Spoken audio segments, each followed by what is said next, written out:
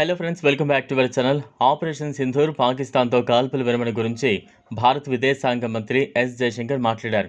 కాల్పుల విరమణకు ఎవరు పిలుపునిచ్చారనే విషయం స్పష్టంగా ఉందని పాక్ను ఉద్దేశించి ఆయన అన్నారు. రెండు దేశాల మధ్య శాంతికి అమెరికా మధ్యవర్తిత్వం వహించిందని డొనాల్డ్ ట్రంప్ చెప్పిన నేపథ్యంలో జయశంకర్ వ్యాఖ్యలు వచ్చాయి.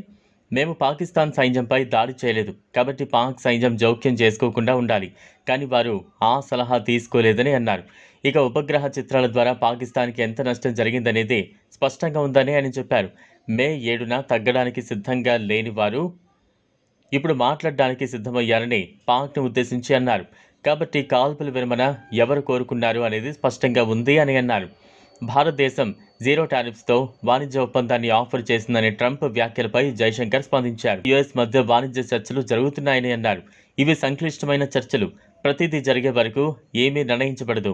ఏదైనా వాణిజ్య ఒప్పందం పరస్పర ప్రయోజనకరంగా ఉండాలి, అది రెండు దేశాలకు మేలు జరగాలి.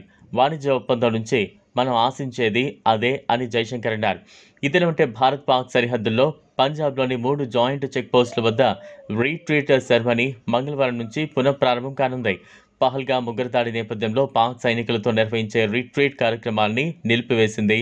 మళ్ళీ 2 వారాల తర్వాత ఈ కార్యక్రమం తిరిగి ప్రారంభం కానుంది.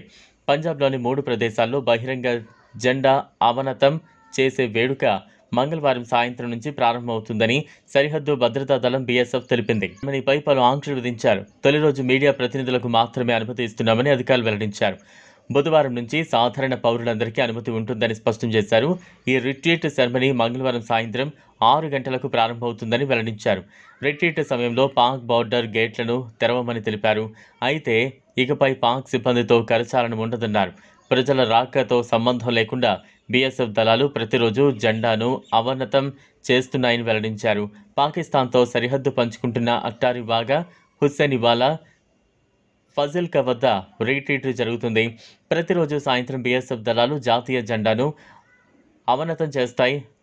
అయితే భారత్ పాక్ మధ్య ఉద్రిక్త పరిస్థితులు ఏర్పడడం వల్ల మే 8 నుంచి ఈ రీట్రీట్ సెరమనీకి ప్రజలను అనుమతించలేదు.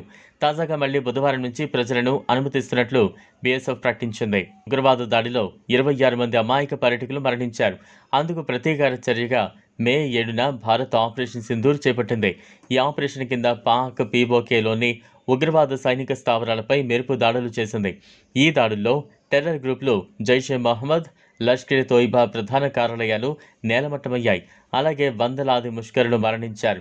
ఈ క్రమంలో ఇరు దేశాల మధ్య నెలకొన్న ఉద్రిక్తత పరిస్థితుల నేపథ్యంలో మే 8న పంజాబ్లోని 3 చెక్ పోస్టుల వద్ద జరిగే రీట్రీట్ కార్యక్రమానికి ప్రజలను అనుమతించలేదు. ఈ వీడియో మీకు నచ్చినట్లయితే లైక్ చేయండి, షేర్ చేయండి, ఛానల్ను సబ్స్క్రైబ్ చేసుకోండి. Thanks for watching.